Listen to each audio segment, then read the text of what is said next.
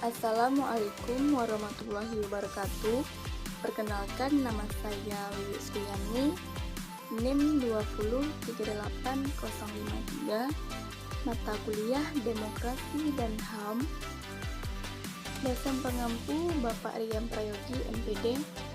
Baiklah, di sini saya akan menjelaskan tentang hak kebebasan berpendapat di Indonesia. Definisi kebebasan. Kebebasan merupakan salah satu hak dasar dari semua individu. Setiap manusia berhak atas posisinya sebagai individu yang memiliki hak-hak dasarnya seperti bertindak, berpikir, dan berinteraksi dengan siapapun. Kebebasan menurut Paul Sighart adalah tentang memanusiakan keinginan kita, mendapatkan informasi tentang sekitar kita, mengkonstruksikan segala ide, keyakinan dan mimpi, cara melihat dunia, bertukar pikiran, menyampaikan isi pendapat sebagai hasil pemikiran, mempelajari pengalaman, serta berbagi hal di bidang budaya, sosial, ilmiah, atau seni. Selanjutnya yaitu prinsip kebebasan. Setiap orang pada dasarnya memiliki hak yang sama sebagai sebuah dasar kebebasan dan berlaku pula pada orang lain. Dalam hal ini, kebebasan adalah kebebasan politik, yaitu hak untuk memberikan suara dan hak atas kehidupan publik, kemerdekaan berbicara dan berkumpul, kebebasan nurani dan kemerdekaan berpikir, kemerdekaan memiliki properti, serta kemerdekaan dari penahanan dan pengambilalihan semena-mena. Kebebasan ini dibutuhkan untuk menciptakan keadilan agar semua masyarakat memiliki hak dan kedudukan yang sama. Selanjutnya yaitu kebebasan berpendapat. Kebebasan berpendapat di muka umum merupakan salah satu bagian dari hak asasi manusia atau HAM. Kemerdekaan setiap warga negara untuk menyampaikan pendapat di muka umum merupakan perwujudan demokrasi dalam tatanan kehidupan bermasyarakat, berbangsa, dan bernegara. Pada hakikatnya, hak asasi manusia terdiri atas dua hak dasar yaitu fundamental, ialah hak persamaan dan hak kebebasan. Selanjutnya yaitu penyalahgunaan kebebasan berpendapat. Adanya penyalahgunaan kebebasan dalam berpendapat karena kurangnya kontrol, warga negara akan terlalu menganggap bahwa semua kebijakan yang tidak menguntungkan dirinya dan organisasinya akan ditentang dan dianggap kebijakan yang tidak relevan menggunakan alasan kebebasan berpendapat.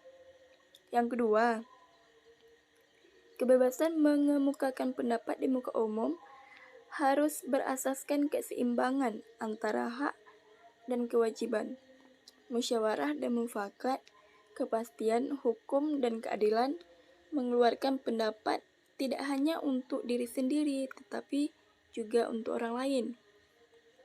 Selanjutnya yaitu kebebasan berpendapat di Indonesia.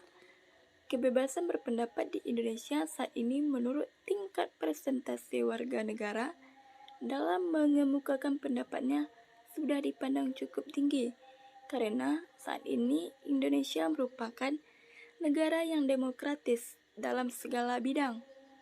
Saat ini warga negara secara sah dapat mengemukakan apa yang ada di dalam pikirannya untuk mengeritik setiap kebijakan publik yang dibuat oleh pemerintahan beserta lembaga negara sehingga kebijakan tersebut bisa dikontrol sendiri oleh rakyat apabila kebijakan tersebut tidak sesuai dengan tujuan dari kebijakan publik tersebut.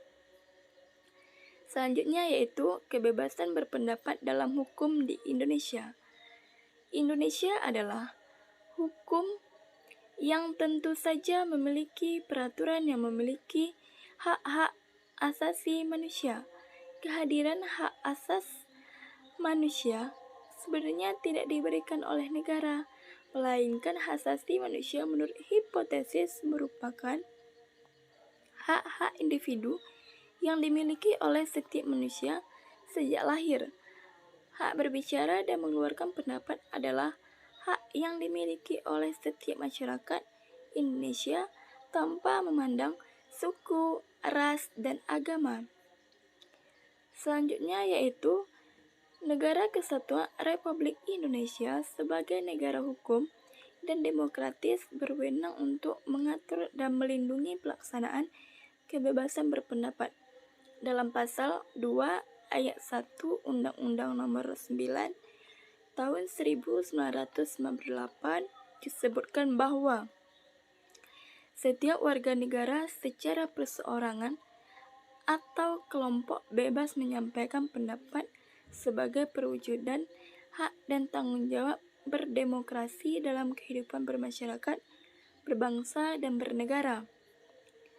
Selanjutnya yaitu tujuan dari kemerdekaan mengemukakan pendapat di muka umum adalah mewujudkan kebebasan yang bertanggung jawab sebagai salah satu pelaksanaan HAM sesuai dengan Pancasila dan Undang-Undang Dasar 1945, mewujudkan perlindungan hukum yang konsisten dan berkesinambungan dalam menjamin kemerdekaan untuk menyampaikan pendapat, mewujudkan iklim yang kondusif, mendapatkan tanggung jawab sosial dalam kehidupan bermasyarakat, berbangsa, dan bernegara tanpa mengabaikan kepentingan perseorangan atau kelompok.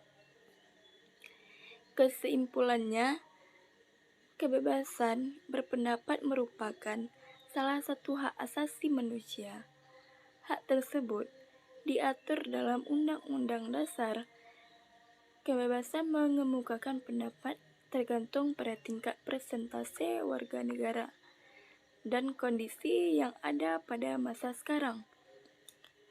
Sebagai warga negara diharapkan dapat menggunakan haknya dan berpendapat dengan batasan dan bijaksanaan, mengingat negara Indonesia merupakan negara hukum dan negara yang demokratis. Terima kasih.